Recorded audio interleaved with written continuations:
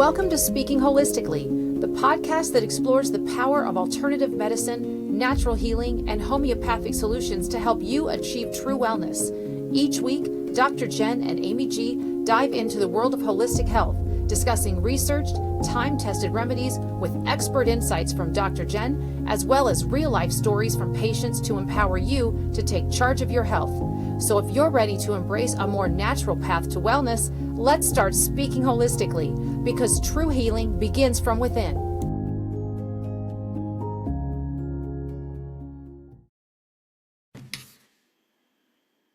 Hi, everybody. Welcome to Speaking Holistically. I'm your co-host, Amy G. I'm here with my amazing co-host, Dr. Jen, and we are doing genetic lab breakdowns.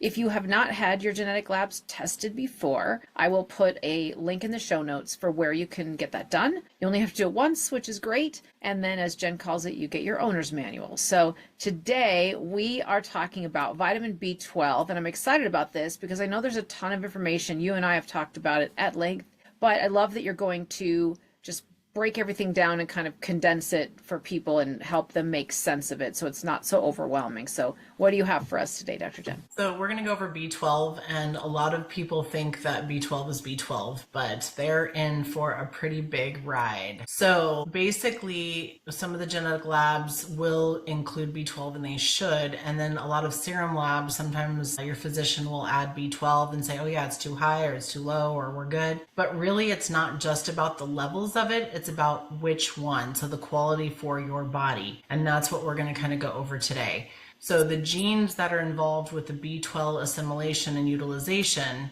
is FUT2, and you don't have to write all these down, but if you've got these labs, you may want to go back, rewind this, and kind of write them down and then go through your genetic labs so you can take a look at them, because all of them are presented a little bit differently. So TCN is another one, MTRR, not MTHR, but MTRR, MUT, MMAB, COMT or COMT, and VDR, okay? So those are the ones that we're gonna really be looking at today, and how our body handles it and deals with the B12 and how it's used for detoxification and neurotransmitter production. Basically, with B12, there's 4 different types of B12 that we're dealing with, and that one is cyanocobalamin. So cyano means blue, or cyan means blue. But this also basically will tell you that there is a cyanide molecule attached to your cobalamin, to your B12. This is most likely what is found, or most often found, at drugstores. You know, you're picking your B12 up thinking you're doing something great for yourself and not realizing that, depending on your genetics, that it actually can be a neurotoxin for you. It's also what a lot of the grains are fortified with. Milk is fortified with it very often. So any kind of fortification usually uses this. Also Red Bull and the other energy drinks, I try not to call names out, but I can't keep up with all of them and how they keep changing their formulations. But it'll simply say B12. It will not tell you what type. It will tell you what type of B6, but it will not tell you the type of B12. So if it doesn't tell you what type, odds are it's a cyanocobalamin, which can be a neurotoxin for a lot of people with different B12 genetic needs. So cyanocobalamin, I tell people always avoid it at all costs if you can. The other 3 are methylcobalamin. That's the most second commonly found B12 is a methylated form, or methylcobalamin. And it is very bioactive, and it's found in higher quality supplements. So if you have a multi from the drugstore or Walmart or something, odds are it probably doesn't have methylcobalamin. It probably has cyanocobalamin. And methylcobalamin is the main form of B12 that's used for detoxification and neurotransmitter production. So most people need this form. Now, there are 2 others that a small segment of people need, and that's why getting your genetic labs done is so important. One of them is adenosylcobalamin, and the other one is hydroxylcobalamin. So adenosylcobalamin, that is mainly used to produce energy within the mitochondria. And there's more and more talk about mitochondria, which is the powerhouse of each cell. So for cellular energy. And people tend to report that need adenosylcobalamin, that their energy goes up and they feel so much better. So depending on how many markers you have for these, adenosylcobalamin might be a good option. And you can have organic acid testing done to check for your B12 needs. You can also just check for, like I said, the serum B12, but it's not going to tell you what type. That's why the genetics are so important for a lot of people. So the other one is hydroxycobalamin, and this is for people who have a sensitivity to the methylcobalamin. So the methyl form of it. So basically, if you have a sensitivity to the methyl form of it, it includes increased aggression and hyperactivity. So if you're giving your kid or yourself methylcobalamin thinking you're doing a great job because it's not cyanocobalamin, you would be on track, except for your genetics probably will let you know that with increased hyperactivity, your brain not being able to shut down, maybe a little bit more aggressive, that perhaps the methyl form isn't the right form for you. So there are different forms, combinations that you can get. So I've seen methyl and adenosyl together. I've seen adenosyl and hydroxo together. I've seen sometimes 3 of them together, which is super, super, super rare. But those are the 4 forms that you're going to want to take a look at. They come in, well, B12 comes in a whole host of different modes of transport. So one would be oral. You can take a tablet or a capsule. There's also sublingual. So you're just going to put a little, they're usually pink, underneath your tongue and let it dissolve. And then and I'm going to explain why that's so important. Or there's a liquid liposomal form. And the company that I really like and I use is Quicksilver Scientific. They're out of Colorado. They do have a couple of different B vitamins that are liposomal forms. They're liquid form that you basically pump in your mouth, swish around for 30 seconds, and then swallow. So it gets absorbed through the mucous membranes. And here's why. Because B12 has to be broken down by the hydrochloric acid, the HCl in your stomach. So you have to have a high stomach acid concentration in order to use the B12 to break it down. So the hydrochloric acid basically pulls, or the stomach acid, pulls the B12 out of your food. So if you're taking a PPI, a proton pump inhibitor, you're taking a omeprazole, Nexium, whatever it is, and it brings your stomach acid down because you have acid reflux or whatever else is going on, you're going to have a harder time absorbing B12. So if you're taking B12 capsules or tablets every single day, regardless of the form, if your hydrochloric acid, if your stomach acid isn't, or your stomach has inflammation from gastritis, or you had a gastric bypass surgery, your body is not going to have enough hydrochloric acid to pull the B12 out of it so that your cells can use it.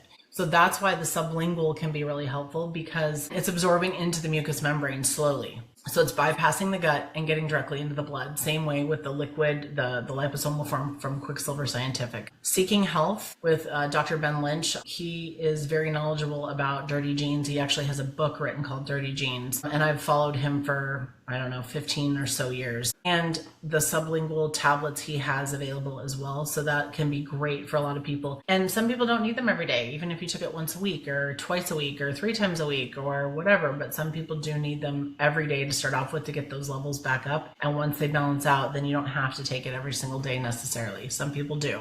You also have intramuscular shots. A lot of people say, oh, I just got my B12 shot, I feel amazing. But what they don't know and what they haven't read is the packet insert, and they don't realize that there is potential for a bunch of aluminum. And so it'll look like micrograms, but when you're injecting that directly into the muscle, that aluminum can impact, and you might end up with heavy metal toxicity from that. And even though you feel energetic for a while, it can actually impact the brain health and the immune system and. So just be aware of that. I would ask for the packet insert if you're getting any kind of B12 injection shots, intramuscular, whatever, okay? So make sure that you're asking to read that, and make sure it goes with the vial they took it out of. They didn't just bring one from another vial. Yeah. Oh, seriously, I've seen it all. Great. That's a great point. So also nasal spray or gel. So you're going to absorb it once again through those mucous membranes. So there's a whole host of ways to get B12 into your diet as far as supplementation goes. Like we talked about, the labs, doing B12 is going to be really important, but also if your medical doctor isn't checking your homocysteine, that's also another indication. If the homocysteine is high, you don't have enough B12, B6, and folate, basically, because the homocysteine is an amino acid that's found in the blood. And so what helps break it down is the B12, the B6, and the folate. Not folic acid, but folate, okay? So that's exactly what you want to make sure is on your labs, is homocysteine every single time. People who can be deficient in B12 we talked about that, like vegetarians and vegans tend to be definitely deficient in B12. But also people who take metformin and birth control. So metformin and birth control pills will also deplete the B12 levels in the body. So that's something to know. And I'm sure it's not written on either one of those bottles. I'm sure, especially the birth control one, is going to be quite surprising for women to hear that. And it's amazing what the right type of B12 will do for your brain, for your mood, fatigue. Because also B12 also helps your body absorb iron. So if your iron levels are off on your labs, it could be a B12 deficiency. You know, you're like, oh, I take B12 every day. Well, if it's the wrong B12 for your genetics, it's futile. It's not doing what you need it to do. So that's why doing these genetic labs are so important. So you can see, do you have a heterozygous gene? Do you have a homozygous gene? Do you have one of three markers? Do you have three of three markers? Like, what do you have for some of these tests so that you can exactly figure out what you need to do? So if you have a B12 deficiency, you can have symptoms of fatigue, pale skin, which both of those go right along with anemia, right? Mm-hmm. So a lot of us think that we have an iron deficiency, so we take iron and then the iron constipates us. Guess what? It's not absorbing. So, you know, you want to make sure that you're doing the right types of iron if you're going to do this, but without the B12, you're not going to absorb it. Headaches, depression, cognitive issues, numbness in the extremities especially, and even balance issues. I have some friends that said, oh yeah, I used to take my granny to go get B12 injections every week, and not knowing that every week they were getting those B12 injections with aluminum and didn't understand why their cognition was off. And once again, balance was off, and they had other things happening and they couldn't get out of bed. And it was like, well, yeah, they're getting injected with cyanocobalamin, but if that's a neurotoxin for them, they're getting the wrong form in. And that's really what these labs are about, is figuring out what form your body needs, not what they've just always done. So let me ask a quick question. When people are looking at their labs, how will they know when it gets to the B12 vitamin? How will they know what kind they need to take? Depends on the lab that they're using. So the lab that I use is very, very clear as to which forms, but because each gene, different genes will tell you what kind of is going on with those. So it'll help with the forms. So everybody's a little bit different, but that's why I kind of labeled those, and then you can go into that deeper so you can figure out which ones actually do what. And then you can go a little bit deeper if you want to and kind of figure that out. But safely, I would say the majority of the people need a methyl form. I wouldn't take anything with cyanocobalamin ever, because I mean, you know, we go to a restaurant, let's say they put bread on the table, okay? Sorry, I'm one of the people that's probably going to have a piece of the bread. So that's going to have cyanocobalamin in it potentially. I would bet the entire bill at dinner that's what's in there. If you have a hamburger, there's going to be cyanocobalamin in it. You start looking at these labels and you start realizing how much junk is in some of this stuff. So it's going to be important to realize that, like, in real life, you're still getting some exposure to that. So if you're trying not to do excessive amounts and you're doing methyl form, you're still getting some of the cyano potentially. Most of my patients do need the methyl form of it.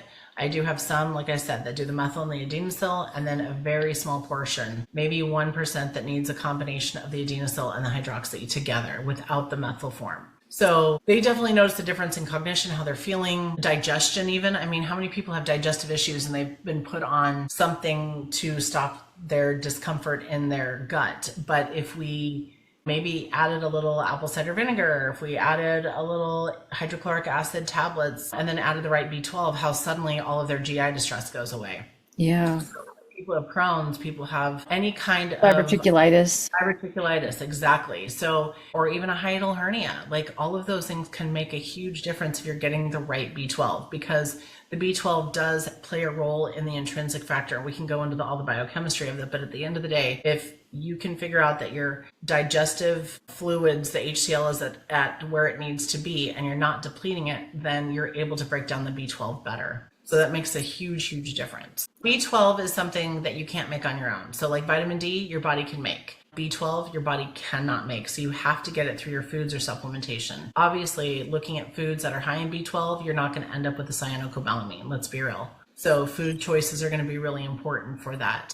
Well, this was very educational. I think probably shocking for some people in some parts, but information, knowledge is power. So if you get your genetic labs done, which again, I'll put a link on the show notes if you want to get them done and get your owner's manual, but just knowing what type is right for you, what type of B vitamin is good, B12, I think that's it's obviously critical to your health. There's so many things it affects. So thank you, Dr. Jen. And thanks everybody for listening. This has been another episode of Speaking Holistically. Join our school community if you haven't already. I will put the link in the show notes below. You can also follow us on Facebook, Instagram, or subscribe to our YouTube channel. Until next time, thanks everybody. Bye-bye. That wraps up another episode of Speaking Holistically. Thank you for listening. We hope today's conversation gave you new insights and inspiration to take charge of your health. If you enjoyed this episode and want to hear more, be sure and join the Speaking Holistically school community by clicking the link in the show notes. There, you'll get access to daily podcast episodes, weekly live Q&As, educational content, and so much more. You can also connect with us on our Facebook page, follow us on Instagram, and subscribe to our YouTube channel. Until next time, be well, stay curious, and keep speaking holistically.